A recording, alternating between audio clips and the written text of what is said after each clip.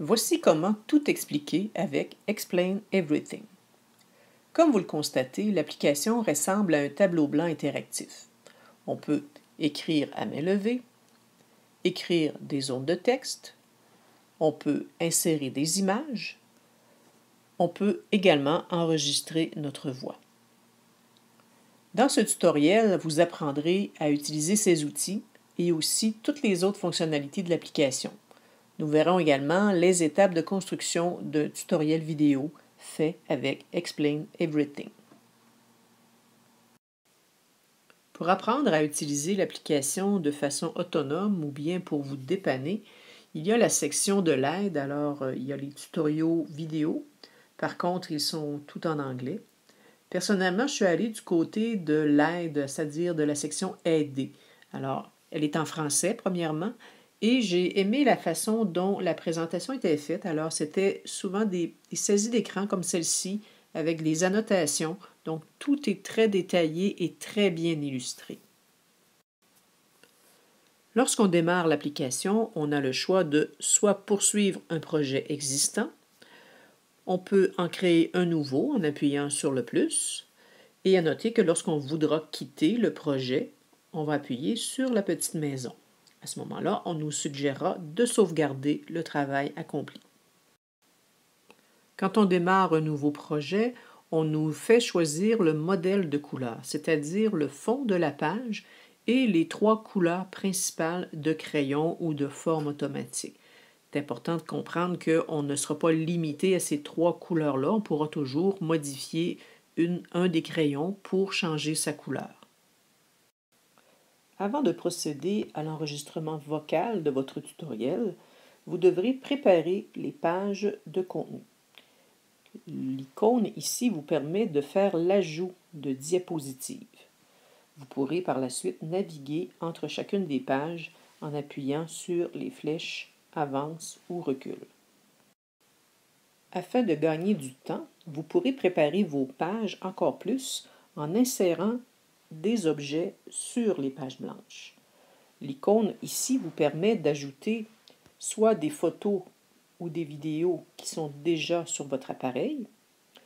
Vous pouvez également en capturer de nouvelles en utilisant votre caméra, donc nouvelles photos ou nouvelles vidéos. Également, ce qui est intéressant, c'est que vous pouvez utiliser des fichiers. Alors, des fichiers Word, des PDF, des Pages, PowerPoint, Keynote, Excel. Alors, ces fichiers-là, texte, se transformeront en images, en capture d'écran sur vos pages blanches. De plus, on peut ajouter des sons existants. Également, et ça on va le regarder en détail, un navigateur web qui vous permettra de modéliser l'utilisation d'une page web sur votre tutoriel. Si vous touchez longuement sur le sélecteur de diapositives, vous verrez un aperçu des pages. En maintenant votre doigt sur l'une d'elles et en amorçant un mouvement, vous pourrez changer l'ordre des pages. En maintenant votre doigt encore plus longtemps sur une page, vous verrez apparaître des symboles. Celui qui a des petits carreaux de couleur permet de changer le fond de cette diapo. Le X permet de supprimer la diapo. Et le 2x ou le 2 fois permet de dupliquer une diapositive. Faisons une petite tournée des différents outils à notre disposition. Le premier, juste ici en haut, c'est l'outil de déplacement. Alors, il me permet de déplacer les différents objets. Le second, l'ajout de diapositives. Ici, on a le crayon. Alors, le crayon, si j'enfonce et que je maintiens, je peux choisir la pointe et aussi l'épaisseur du trait. Alors ici, j'ai choisi un trait très épais. Souvenez-vous qu'on a toujours les 3 choix de couleurs ici. Alors si je touche le bleu, maintenant mon trait va être bleu, le trait rouge. Si je veux plus de couleurs, je maintiens la couleur et je choisis une autre teinte. L'outil suivant, c'est justement les formes automatiques. Alors ici, j'utilisais la flèche que je déplaçais. On peut se faire des carrés, rectangles, etc., des cercles. Un élément que j'ai utilisé à quelques reprises avec vous, c'est le rectangle blanc. Alors, je choisis un rectangle, je ne lui mets pas d'ombre ni de bordure. Et ici, je demande le trait, la couleur complètement blanche. Et lorsque je vais tracer ce rectangle-là, regardez ce que ça donne. C'est un peu une illusion, c'est que je cache. Et quand on prépare nos pages pour un tutoriel, on peut révéler comme ça un élément au lieu de le taper devant les gens, de prendre du temps pour fabriquer l'objet. On l'a préparé, mais on l'a juste caché et on va le révéler au moment opportun. Ici, on a la possibilité de faire des zones de texte, toujours à la même chose. Quand on maintient, on a des paramètres. Alors, on peut mettre une bordure à notre zone de texte ou pas. Je vais vous montrer ce que c'est qu'une bordure. Alors, je touche l'écran et j'écris. En ce moment, c'est blanc, donc vous ne le voyez pas. Je vais prendre la peine de mettre du bleu. Alors, voilà. Quand je reviens, je peux continuer à écrire. Quand je touche le crochet, mon écriture est terminée. Et là, ça devient un objet qui est déplaçable, que je peux zoomer en faisant un pincement avec mes doigts, etc.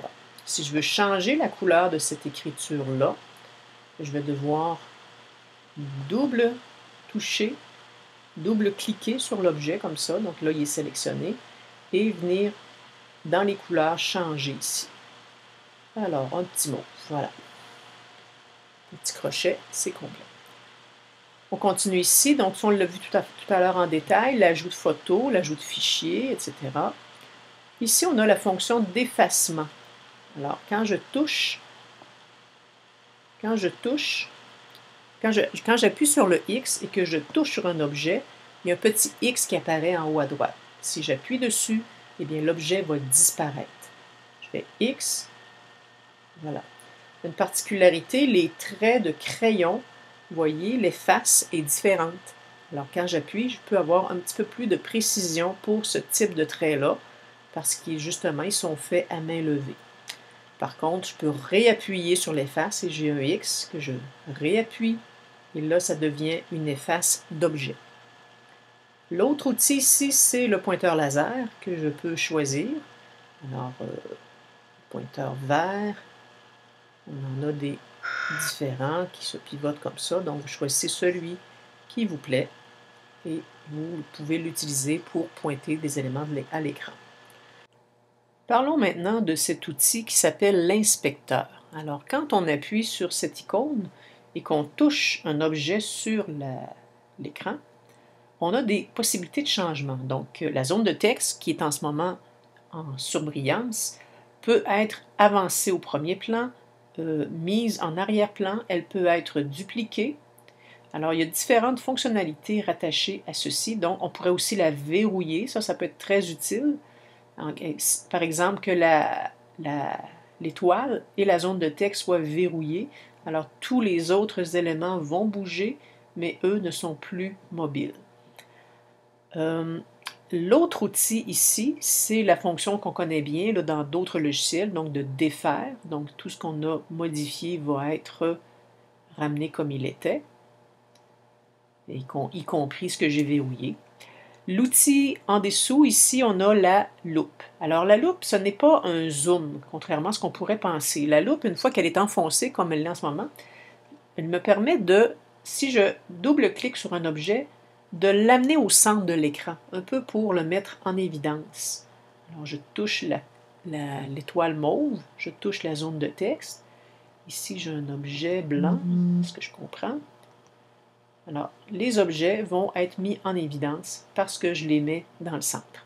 Et finalement, l'outil ici permet de rapetisser mes outils à l'écran. Voici comment insérer un nouveau navigateur web. Alors, insérer un objet, nouveau navigateur. Alors, une page blanche et une barre d'adresse. On indique l'adresse exacte dans la barre d'adresse. Accéder. Alors, comme dans Explorer, dans Chrome, dans Firefox, alors on a la page, on peut défiler en glissant avec le doigt, on peut utiliser les liens en appuyant dessus, alors on va se promener d'une page web à l'autre. On a les boutons de navigation comme dans un navigateur ordinaire, alors en haut, on recule avec la flèche, précédent, on revient avec suivant. On a la possibilité d'utiliser les outils de Explain Everything. Donc, si on a besoin de pointer avec le laser, à ce moment-là, on l'utilise. On peut utiliser les crayons pour annoter en laissant des traces. Il faudra, si on veut effacer, utiliser en haut à droite la petite efface ici. Notez que je n'ai pas trouvé l'utilisation de l'appareil photo ici. Je devine que ça aurait dû faire des saisies d'écran. Sauf que pour l'instant, mes tests n'ont pas été concluants, ça ne fonctionne pas. La dernière étape consiste à exporter le travail effectué. Alors, pour pouvoir exporter sur YouTube, comme on s'est entendu de faire, on doit d'abord avoir paramétré ici en haut à droite dans les comptes. Alors, il y a différentes façons de publier. Nous, on a choisi YouTube. Alors, il est important d'avoir mis le taquet vers la droite du côté de YouTube. Alors, pour pouvoir donner les paramètres YouTube, on indique l'adresse email du compte et le mot de passe. Une fois qu'on est identifié, on doit accepter que Explain Everything accède au compte YouTube. Alors, maintenant que ça c'est fait, on va aller dans la partie finale du projet. Alors ici, en bas à droite, on a la possibilité d'exporter sous forme de film. Alors le deuxième icône ici, c'est l'exportation vidéo. Alors voici les choix qui s'offrent à nous. On pourrait se garder une copie sur notre pellicule vidéo, mais nous, on a choisi de l'envoyer sur YouTube. Alors on s'assure de donner un titre signifiant.